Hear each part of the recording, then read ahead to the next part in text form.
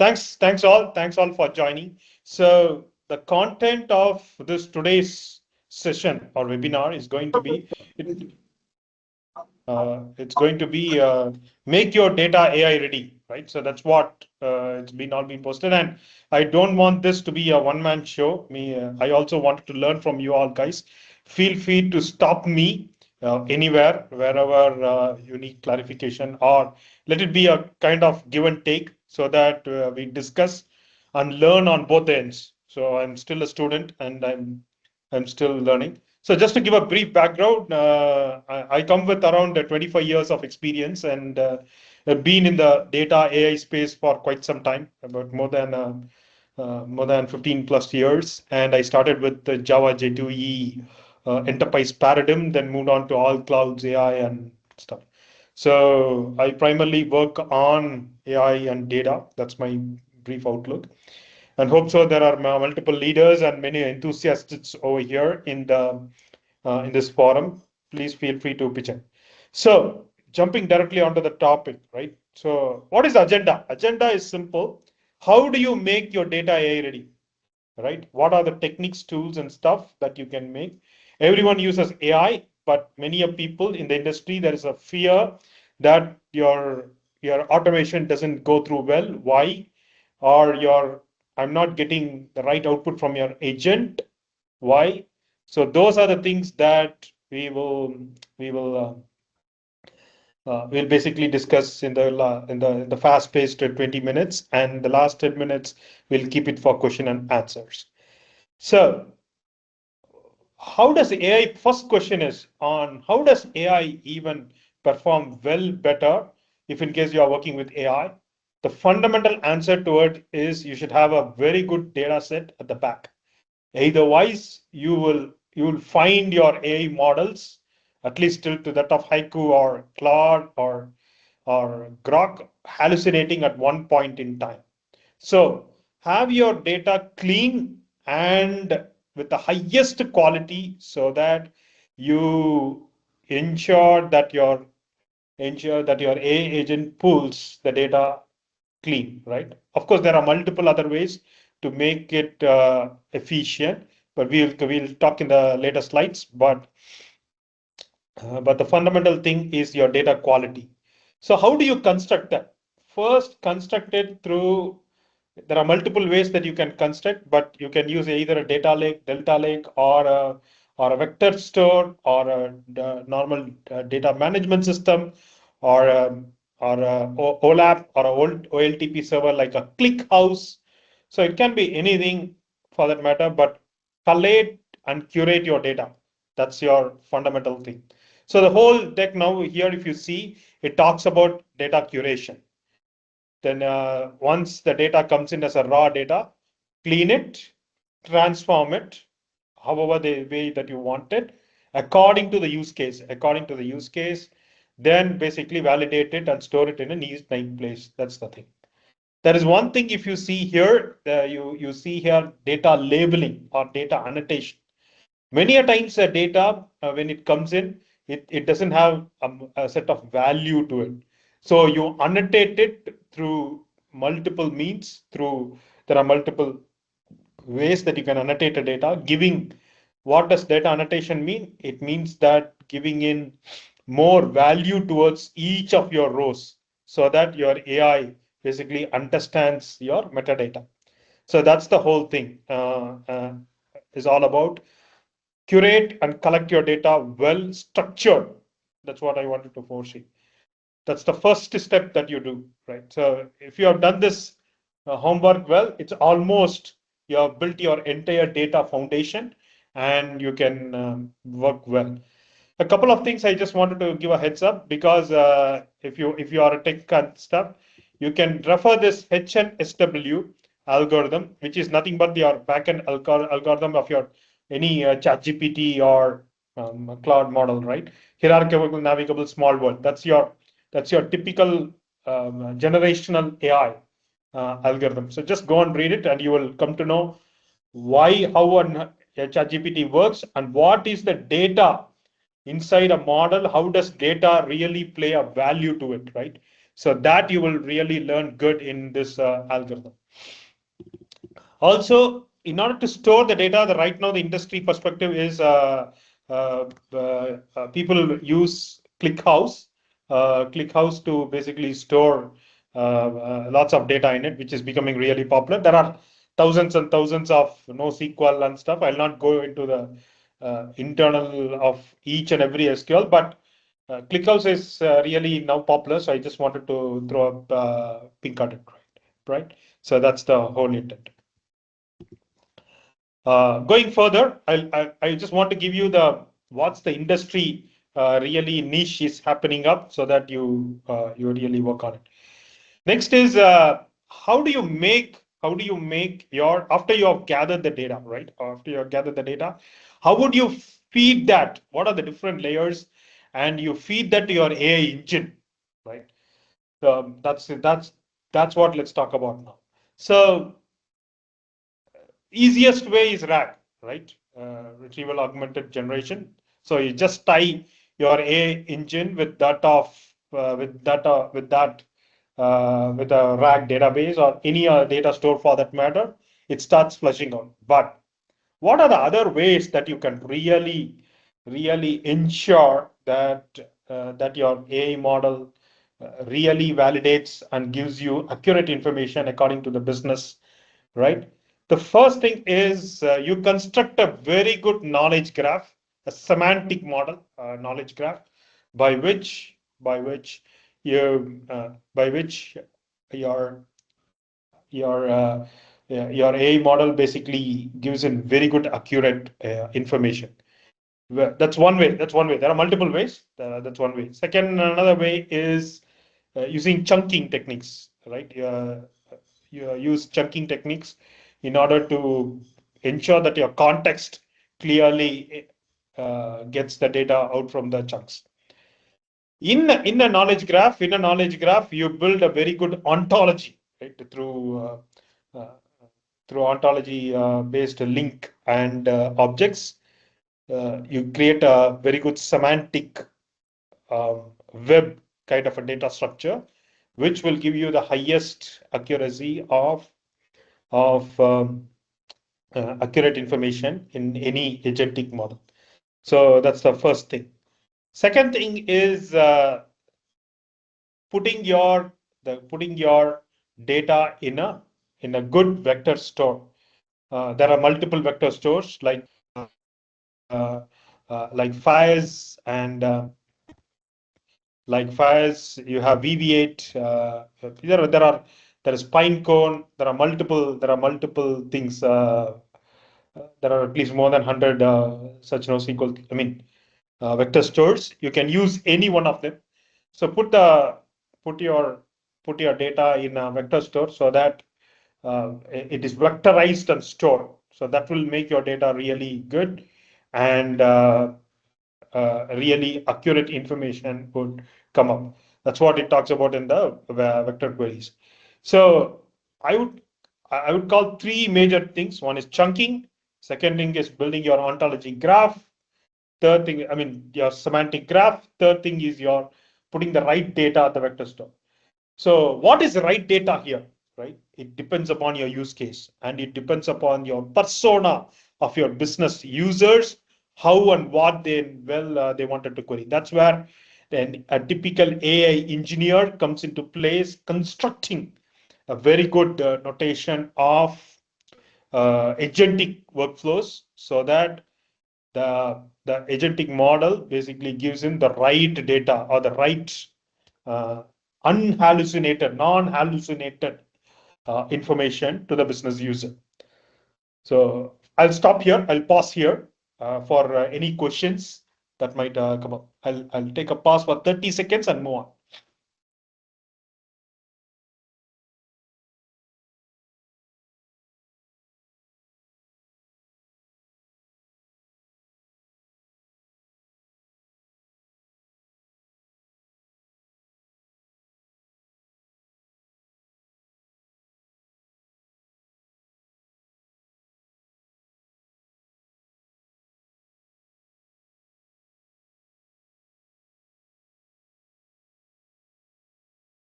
Hari, am I audible, right? I'm audible, right? Yeah.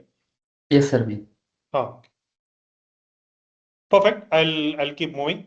So this is what I was talking about. I mean, what did we talk in the first two slides is first is collection and curation of data. Second thing is what are the different techniques that you ensure that you ensure that your data is put in the right place and it doesn't hallucinate and you get the right model, right? Uh, so that's what I have put in detail here. If you see here, chunking is nothing but uh, if you have a large PDF or a large one set of data, you cut into multiple chunks and basically store it.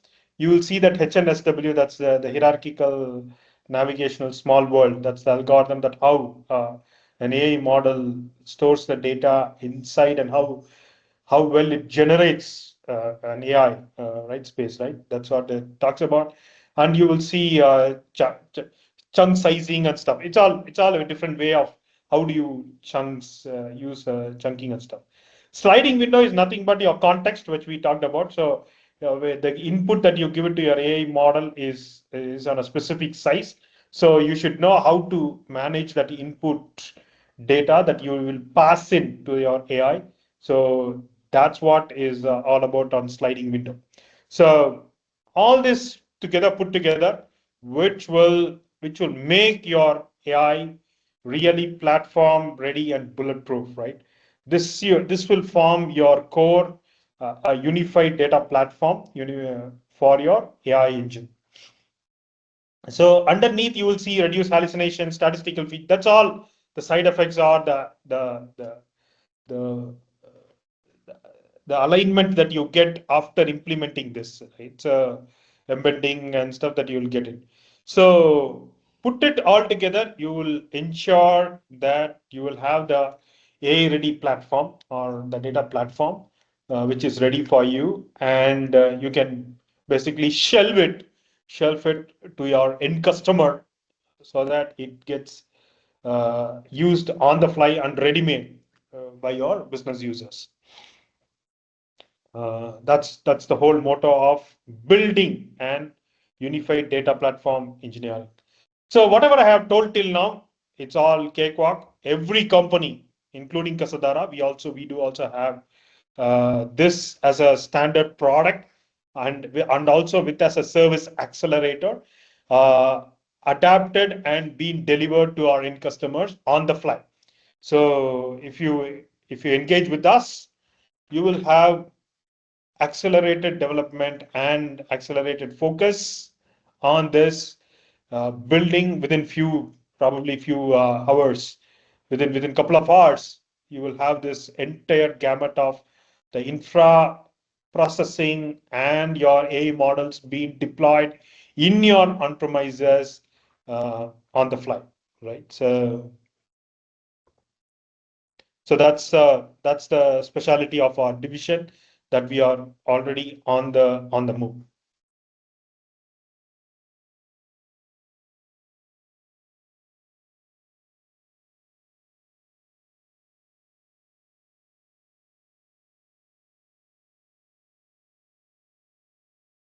So in order to make this work, we if you have heard the terminology, we already have forward deployment engineers, FDE. So if you see here, uh, forward deployed engineers, we haven't already have in place. Forward deployment engineers are engineers who can construct data deployment, sit with the customers. You can verify what's their role. This is the role that's been talked about recently, at least for the last 1 year in the industry. And we at Casadara are sized and capacitated to have multiple forward deployment engineers, FDEs, in our benches, so that we can deploy to the client on the fly, right? So that's our specialty, and we work on a startup mode, a stealth mode, in order to ensure that our businesses run with our customers hassle free.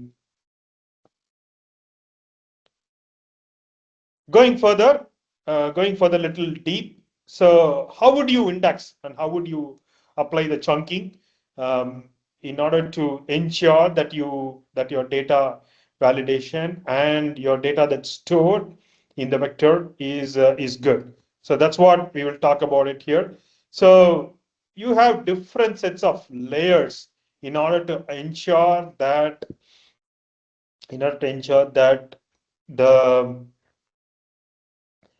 the data travels from the foundation to that of your AI consumption in a standard phase. So we built in an end-to-end life cycle. If you see here on top of cloud as well as on top of premise, we have built an end-to-end life cycle and with a layered approach of each of our data, how does it sit and how does it travel across till your AI consumes is penned down here.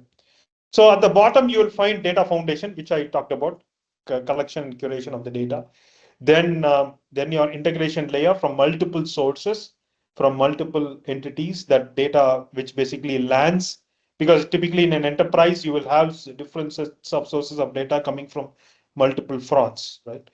And then we basically build the semantic layer with chunking and vectorization. Then you all will also have the workflow being connecting to different sets of uh, graph and indexed databases. And then your AI application layer with the help of RAG, it sits on top of it. So a full-fledged enterprise data layer, we have built it as a part of our product suite, and as an accelerator for services. So that's our specialty when it comes to uh, engaging with Kasatara.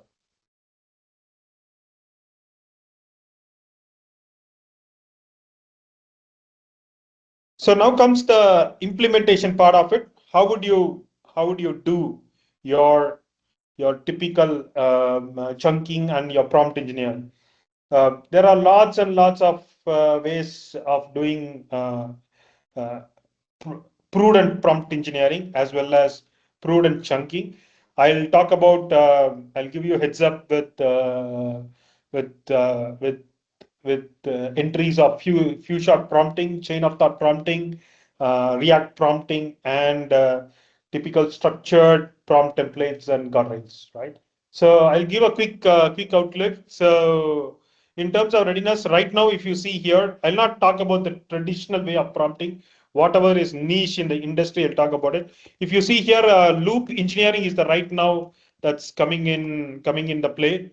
So people are using loop engineering practice to basically first identify, observe, then reason it out and basically implement it and then repeat, right? So you don't need a prompt to basically converse onto your AI, but AI itself takes a conversion decision when moving on with implementing the algorithms, right? So that's one thing. So, and also you should, for every project that you do, you should have a skills.md file, which is, of course, I assume that you are in every project that you are having. So it's better to this is our normal now BAU when you compare with agentic AI. So you should also have an agents.md file. I'll not go into the details of it, but if you just Google it out, you will be able to create your standard agents.md file and your skills.md file on the fly. And you would also have the different kinds of coding MD files and SonarQube MD files and stuff, which will basically give the persona and the actual business throughput to the agent so that it doesn't hallucinate and it throws output in a very good manner. Right, so that's the whole purpose of an MD file. And these are prompting techniques. Right now, this has become very mandatory for every project. In your projects, you are supposed to have at least based upon the complexity of the projects, you will have at least to 50 to 100 MD files based on the persona and your different levels of coding, so that your efficiency of every developer is improvised really at least 3x 3x the terminology, right? So that's the whole motto of it. So these are typical other frameworks that we have already developed, which basically combines all the prompting techniques, lineage, and gives them the feature of RBAC and ABAC to ensure that we build in good governance around the AI models, right? So I'll finish with last point, the foundational patterns, right? There are hundreds of patterns that has come into play, and you can see lots of patterns which you would want to monitor your AI agent and and basically ensure that your AI agent behaves it good. So one thing I'll really uh, emphasize on is your context window and drift monitoring. So you should ensure that there is no drifting on the data as well as your AI agent with respect to the context, because every input that you give, you ensure that it is logged and it's traced so that you have the right guardrails in place to ensure that there is nothing, no data leak or any PII information being passed down the globe, down the message to your downstream systems, right? So that's the motto of it. I'll stop here, take up any questions, and I'll be happy to answer.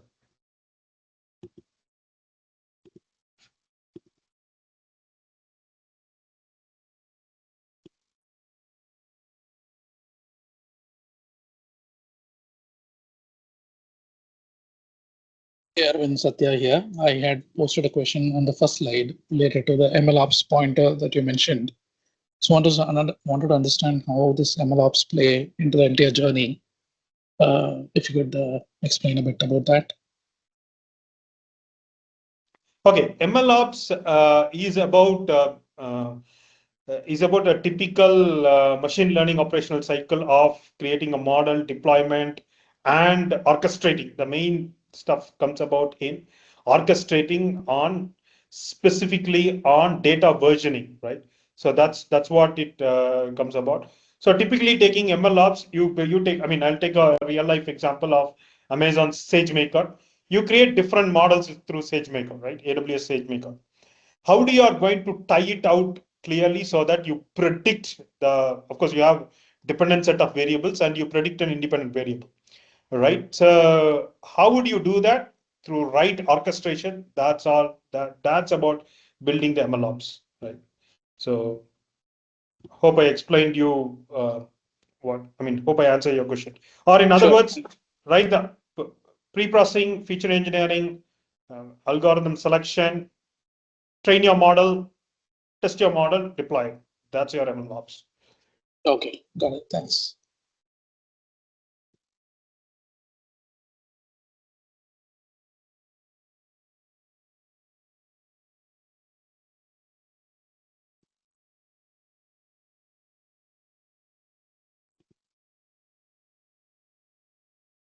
Have you also created any AI-based data cleansing mechanism to, or are there any automated processes to make it work well with AI? Yeah, so I assume that you're asking about data quality check and Yep, actually, yeah. This entire webinar is about the data quality for AI readiness, right? So, how do you automate that process? Is there a defined and tested processes that you've created? correct. So data, one thing is, I mean, we have accelerators. So you give any file for that matter, any CSV or Parquet file. The moment you put in, first check is it does the quality check on the data quality based upon your correlation of the data. It checks on the data quality and the variance. Second thing is it will basically auto cleanse it, taking all the columns. Of course, there is a human in the loop, which you need to give in feedbacks to ensure that the mechanism flies in good. So the AI agentic workflow or the AI agents basically use a recursive mechanism wherein by which the data is cleansed and your your data, your file with a very good correlated data is thrown about. And this is a solved problem that everybody uses now in the industry. So that's a solved problem, and we also have solved it way earlier. Yeah. Okay.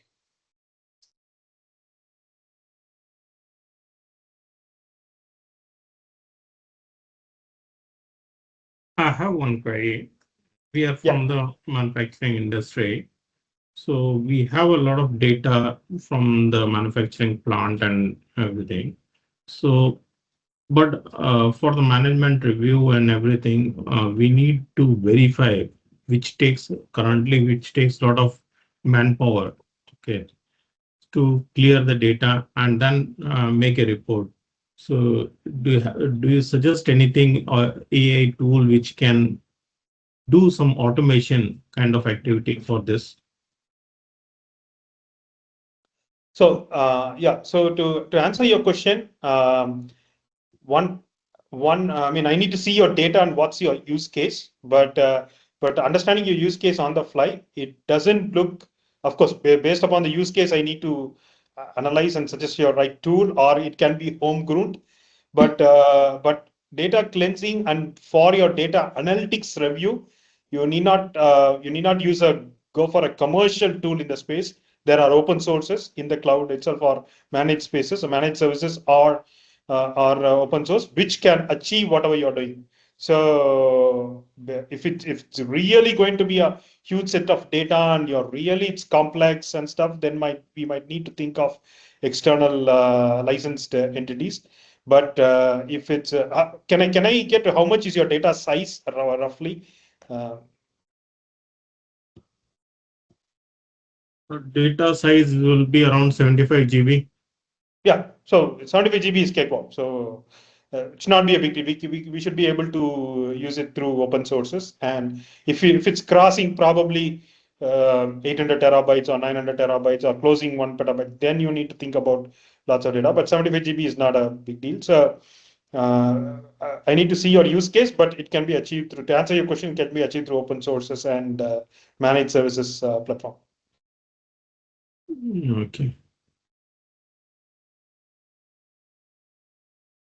And this open source can be implemented in-house, or it has to be we have to work out that push the data to the. So if you are using AI, I mean, if you are using AI, it has to be, I mean, usually people now, right? I mean, if you have on-prem AI engine, yes. Otherwise, you need to push it to the cloud. If you don't need an AI, and if it's just an ML model that you need to cleanse it, and you need to get a prediction out of it, or dashboarding, data analytics out of it, you can run it in your on-prem services, or in your existing servers.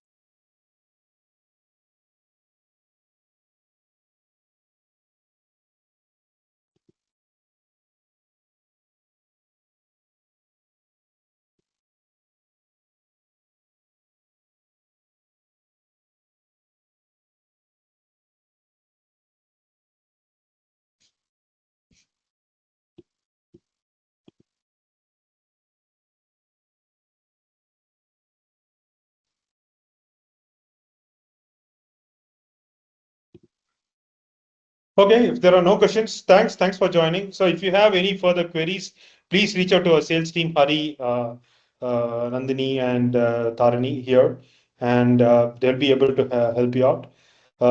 Thanks all. Any queries, we are there to help you out, and let's stay in touch. Thank you. Sure, thanks.